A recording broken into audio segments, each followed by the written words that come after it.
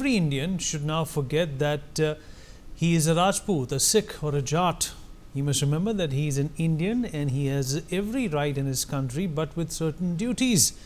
These are the words of the man on your screens, Sardar Vallabhbhai Patel, India's first Deputy Prime Minister, tasked with the integration of 562 princely states, today known as India. Sardar Vallabhbhai Patel was appointed by Pandit Nehru on the 1st of August 1947, a fortnight before independence, in a letter that called him the strongest pillar of the cabinet. Soon began the majorly uphill task for Mr. Patel, a process to integrate 562 princely states with the Indian Union. These states were littered all over the country. They varied in size from a state of the size of France to a state of about 4 square miles. The fate of 86 million people was also at stake. The states had been nursed by the British government to serve as bulwarks against the political unrest spreading to the rest of India, and had become bastions of reaction and autocracy. The three biggest challenges that were faced with regard to the state of Jammu and Kashmir, Hyderabad and Junagadh. Let's start with the case of Kashmir now. The situation was complex due to Maharaja Hari Singh's ambition to remain independent. Nehru and Patel wanted the Maharaja to build a friendship with Abdullah while simultaneously ceding his state to the Indian Dominion. The Maharaja dithered on both these counts until the Pakistani tribesmen from Khyber Pakhtunkhwa invaded his state on the 22nd of October 1947 and marched towards Srinagar. Mountbatten's conversation with Jinnah on November 1st, 1947 revealed the involvement of Pakistan in this invasion. On 24th October, Maharaja Hari Singh appealed to India for military assistance, of course. An Indian Army officer present at a subsequent meeting of the Defence Committee in New Delhi on that day recounted Nehru's lingering hesitations about intervention. The officer noted that Nehru extensively discussed options involving the United Nations, Russia, Africa and various other considerations. However, Sardar Patel reached a breaking point and, losing his temper, confronted Nehru with a straightforward question. Jawaharlal, do you want Kashmir or do you want to give it away?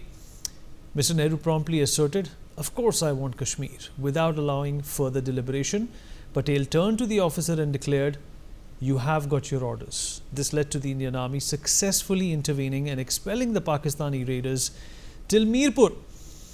Menon was then flown to Jammu and Kashmir to advise the Maharaja about the government's view, and that's when the Maharaja finally signed the instrument of accession on the 26th of October, and Menon returned to Delhi with Mahajan. Let's now look at the story of Junagadh. It was ruled by Nawab Muhammad Mahabat Khanji III, whose family had ruled the state for 200 years and more. The Nawab decided that Junagadh should become part of Pakistan, much to the displeasure of many of the people in the state, an overwhelming majority of whom were Hindus, about 80%. The Nawab acceded to the Dominion of Pakistan on the 15th of August 1947 against the advice of Lord Mountbatten, the Governor General of India, arguing that Junagadh joined Pakistan by sea. Sardar Vallabhbhai Patel offered Pakistan time to reverse its acceptance of the accession and to hold a plebiscite in Junagadh. Well, tensions were simmering against the Nawab's regime, and eventually Patel had to order for forcible annexation of Junagadh's 3 principalities. Junagadh state government, facing financial collapse and lacking forces with which to resist Indian forces, invited the government of India to take control.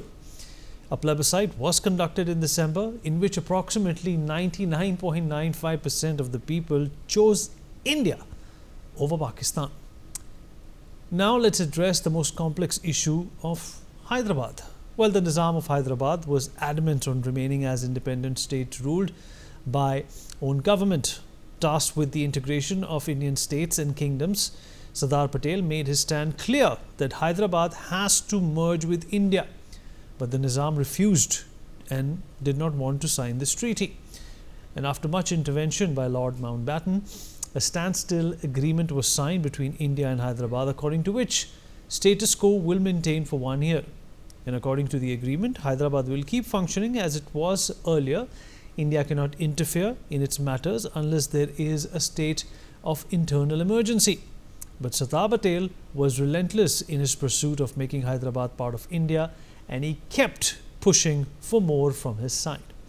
Sardar Patel very clearly told Liak Ali, Nizam's representative in Delhi, that Hyderabad has to be part of India like all other kingdoms. He sternly said that India will never agree for an independent Hyderabad. When Liak tried to disagree, Patel plainly told him there is no point in discussing this any further. He had realized that polite requests would not bear any fruit in this complicated case. During a meeting with Patel, Nizam's representative, Qasim Rizvi, and his arrogance threatened that he will wipe 1.2 crore Hindus in Hyderabad if the government of India tried to interfere with Hyderabad's functioning.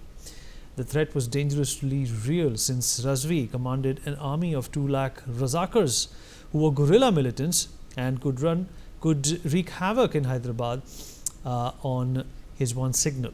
There seemed to be no way out of this deadlock other than using force. Sardar Patel was not willing to let 82,000 square kilometers of an area right in the middle of India remain a separate state. Allowing this would make it a permanent internal security threat for India. He termed it an ulcer in India's belly. In the early hours of 13 September 1948, under the code name Operation Polo, Indian troops started marching into Hyderabad. Within 100 hours, it was all over. On 17 September 1948, the Nizam went on air and announced a ceasefire. On 18 September 1948, the formal surrender ceremony was held at 4 p.m. in which the Hyderabad army, led by Major General Al-Adrus, surrendered to General Chaudhry, who was leading the Indian army. This was followed by a high-level meeting between Sardar Patel and Nizam Osman Ali Khan, in which the Nizam assured that in spite of all that has happened in the past, he shall now be loyal to the Indian Union and work in closest collaboration with the government of India for the benefit of his people. This is what Sardar Patel had to endure in his campaign to unite 562 princely states with the Union of India. As Prime Minister Modi today remembers him and takes the Ekta pledge of unity of India, it is important to understand why Sardar Patel left no stone unturned in the integration of India and why his idea of India needs to be protected. For more such videos, subscribe to the NewsX YouTube channel, hit the bell icon.